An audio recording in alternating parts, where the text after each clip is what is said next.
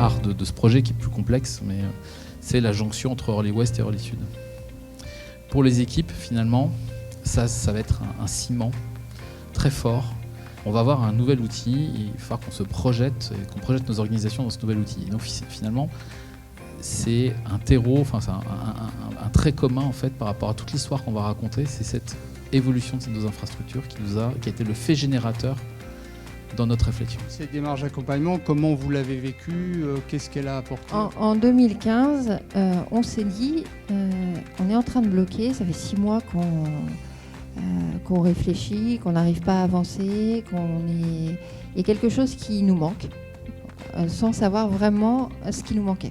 Peut-être que c'est le moment de réfléchir à être accompagné, non pas sur le fond, non pas par un cabinet de consultants, mais par une équipe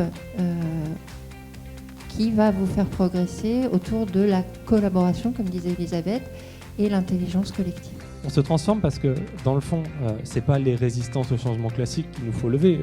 Bien entendu, il faut les lever. Mais on ne va pas les lever avec les outils usuels et habituels que nous avions l'habitude d'employer. On va les lever différemment. On va les lever grâce à qui ? Grâce à quoi ? Grâce aux personnes, dans le fond, qui agissent et qui interviennent au quotidien dans cette entreprise et cette plateforme aéroportuaire. Rebâtir le nouveau système, le système qu'on construit ensemble, dans lequel nos collaborateurs sont en responsabilité, et ça ne fait pas de nous des gens qui disparaissent du système, mais au contraire, ça nous donne collectivement beaucoup plus de force ou de talent pour trouver les solutions aux très nombreux problèmes qu'on vit sur une plateforme. La proposition que vous nous avez faite et que finalement nous avons retenue et sur laquelle nous sommes très vite embarqués, c'est de dire le pilotage, il ne peut pas être tenu dans une main.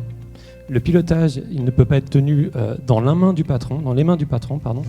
Le pilotage, si on veut vraiment qu'il soit profond, si on veut vraiment qu'il tienne la route et qu'il finalement continue à embarquer l'ensemble des parties, il doit justement être systémique. Il doit représenter le système.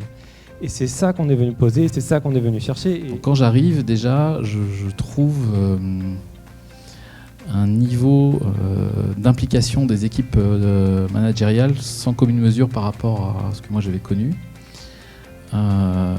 Avec de la méthodologie, sont rompus à des échanges. Derrière, il y a un trait commun, c'est la confiance, donc la capacité de pouvoir, dans des réunions de travail, libérer la parole, libérer des réflexions, sans avoir peur du jugement de l'autre. Tout ça est animé, orchestré par une équipe projet. Ensuite, pendant une année, on a travailler sur ce que nous étions tous, le collectif. Donc on a embarqué progressivement les uns les autres, donc de plus en plus large, de plus en plus en profondeur, je pense, avec des moments clés, des témoignages de managers qui nous ont dit en conclusion de ce séminaire, là j'ai compris que par exemple ma parole avait une valeur. Alors même si on continue à se chamailler beaucoup, ça a beaucoup permis d'avancer. Tout ce travail que nous avons fait pendant 14 mois, nous a permis d'avancer en confiance, d'avancer tous ensemble, d'imaginer, de s'autoriser à imaginer plein de trucs. On a fait plein de tests. On a un peu osé tout au service du collectif. On a emmené avec nous dans la construction les organisations syndicales. On a emmené avec nous les salariés. Dans la plus grande bienveillance, on s'est autorisé à appeler au secours les uns les autres quand à des moments clés, on en avait besoin. Et à se dire, là je suis en difficulté, est-ce que tu peux venir m'aider ? Ce qui n'est pas du tout culturellement dans nos habitudes. On ne va pas tous à la même vitesse sur ce chemin-là. Et finalement, d'autres vont plus vite que nous. Et ces autres, c'est parfois un collègue, c'est parfois un collaborateur, c'est parfois un manager d'un autre secteur. Et à ce moment-là, ils nous renvoient les clés qu'ils ont et qu'on n'a pas encore. Et ça, c'est, me semble-t-il, le moment où la transformation se met vraiment en œuvre de manière collective. Apprendre à s'écouter. Oui. La volonté d'entendre. apprendre à s'écouter. Ça, on a quand même beaucoup travaillé dessus. Beaucoup travaillé.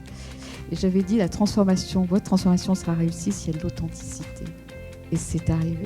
Ça a été un des grands critères du retour d'expérience. Très simplement, j'ai beaucoup appris de cette expérience. J'ai appris de vous.